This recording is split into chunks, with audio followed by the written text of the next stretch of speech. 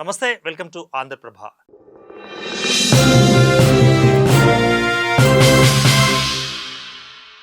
దెయ్యం ఈ ఒక్క మాట చాలు కొంతమందిలో భయాన్ని పుట్టించడానికి, మరికొందరిలో ఆసక్తిని రేకెత్తించడానికి. టెక్నాలజీ యుగంలో మనిషి చంద్రుడిపై అడుగు పెడుతున్నా ఇంకా కొన్ని ప్రాంతాలలో మూఢనమ్మకాల నీడలు మాత్రం వీడడం లేదు. అలాంటి ఓ ఊరు ఇప్పుడు చర్చనీయాంశంగా మారింది. పేరేమో దైవాల దిబ్బ, కానీ అక్కడ ప్రజల భయాలతో అది కాస్త దెయ్యాల దిబ్బగా మారిపోయింది. ఇళ్ళు ఉన్నాయి, రోడ్లు ఉన్నాయి, కరెంటు ఉంది, నీటి సౌకర్యం ఉంది, కానీ మనుషులు మాత్రం లేరు. ఒకప్పుడు కష్టజీవులతో కళకళలాడిన ఆ గ్రామం ఇప్పుడు నిర్మానుష్యంగా మారిపోయింది. అసలు ఆ ఊరిలో ఏం జరిగింది? ఎందుకు ప్రజలు ఇల్లు వదిలి వెళ్ళిపోయారు? నిజంగా అక్కడ దయ్యాలు ఉన్నాయా, లేక భయమే ఆ ఊరిని ఖాళీ చేయించిందా? ఆ వివరాలు ఇప్పుడు చూద్దాం.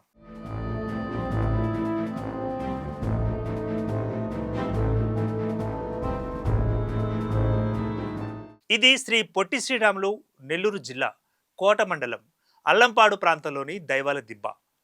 పేరుకు తగ్గట్టుగా ఒకప్పుడు ప్రశాంతంగా ఉండే ఈ ప్రాంతం ఇప్పుడు ఓ వెలవెలవైన గ్రామంగా కనిపిస్తోంది. చూస్తే ఇళ్లు కనిపిస్తాయి, కానీ వాటి తలుపులు మాత్రం ఎప్పుడో మూతలు పడ్డాయి. గతంలో ఈ ప్రాంతంలో నివసించే గిరిజన కుటుంబాలకు సొంత ఇళ్లు లేక ఎన్నో ఇబ్బందులు ఎదురయ్యేవి. వారి పరిస్థితిని గమనించిన గ్రామానికి చెందిన శ్యామ్ ప్రసాద్ రెడ్డి వారికి అండగా నిలిచారు. వారికి భూమిని కేటాయించి ఏకంగా 32 పక్క ఇళ్లను నిర్మించారు.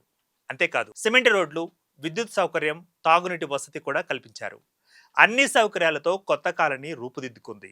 గిరిజన కుటుంబాలు అక్కడ నివసిస్తూ కూలీ పనులు చేసుకుంటూ తమ జీవితాలను కొనసాగించేవారు. కానీ కొంతకాలానికి పరిస్థితులు మారిపోయాయి. ఈ ఎస్టీ కాలనీకి సమీపంలో పెద్ద ఎత్తున సౌకు తోటలు ఉండేవి. రాత్రి సమయాలలో ఆ తోటల నుంచి వింత శబ్దాలు వినిపించేవి. చీకటి పడిన తర్వాత వినిపించే ఆ అరుపులు గ్రామస్తుల్లో భయాన్ని పెంచేశాయి. అయితే వాస్తవానికి అవి గబ్బిలాలు చేస్తున్న శబ్దాలు, రకరకాల పక్షుల అరుపులు, నక్కలు, ఇతర జంతువులు కదలికల వల్ల వచ్చే శబ్దాలు.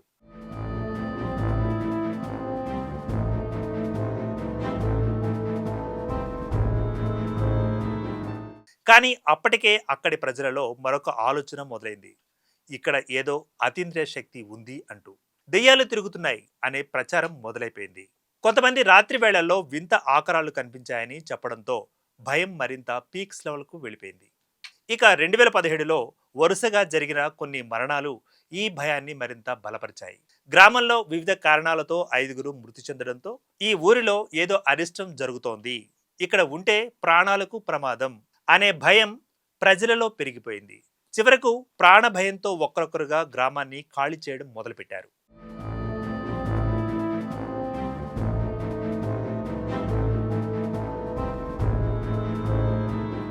దయ్యాలు ఉన్నాయని కాదు, భయంతోనే వాళ్ళు వెళ్ళిపోయారు.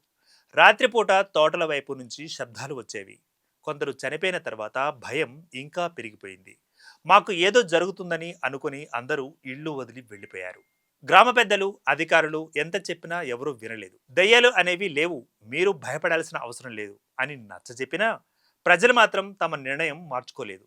తమ కోసం నిర్మించిన ఇళ్లను తాము వదిలేసి వెళ్ళిపోయారు. ఒకప్పుడు పిల్లలతో, ఆటలతో, కుటుంబాల సందడితో కనిపించిన ఆ ప్రాంతం ఇప్పుడు చెట్లతో నిండిపోయింది.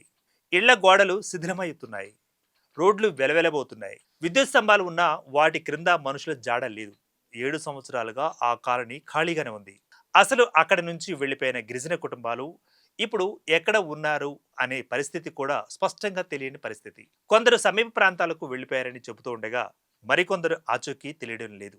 ఇప్పటికీ చుట్టుప్రక్కల గ్రామాల ప్రజలు కూడా ఆ ప్రాంతం వైపు వెళ్లాలంటే ఒకంత భయపడే పరిస్థితి నెలకొంది.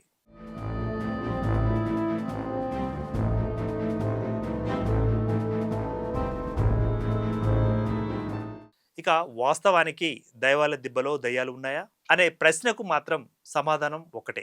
అక్కడ కనిపించేది దయ్యాల ఉనికి కాదు, భయంతో ఖాళీ అయిన మనుషుల జ్ఞాపకాలు. మూఢనమ్మకాలు ఎంత బలంగా మనిషిని ప్రభావితం చేస్తాయో చెప్పడానికి ఈ దైవాల దిబ్బే ఒక ఉదాహరణగా నిలుస్తోంది. టెక్నాలజీ ఎంత అభివృద్ధి చెందినా శాస్త్రీయ ఆలోచన పెరగకపోతే భయాలు మాత్రం మనిషిని వెంటాడుతూనే ఉంటాయి. దైవాల దిబ్బ కథ మూఢనమ్మకాలపై ఓ గట్టి హెచ్చరిక. Keep watching Andhraprabha.